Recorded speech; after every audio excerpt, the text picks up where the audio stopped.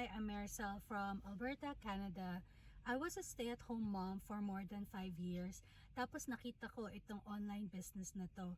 At first, hesitant ako kasi introvert ako. Pero kasi I wanted to continue my flexible time for my kids, kaya I did it anyway. I'm so grateful for this online business kasi nakaka-catch up ako sa retirement fund ko for the past more than 5 years. Tapos, nagkaroon na rin kami ng travel funds. And so, nung 2023, nag-cruise kami sa Mexico and brought the kids to Disneyland. Tapos, 2024, nag-travel naman din kami sa Toronto, Ontario. Tapos 2025, nag-cruise kami going to Puerto Rico, Bahamas, and Dominican Republic.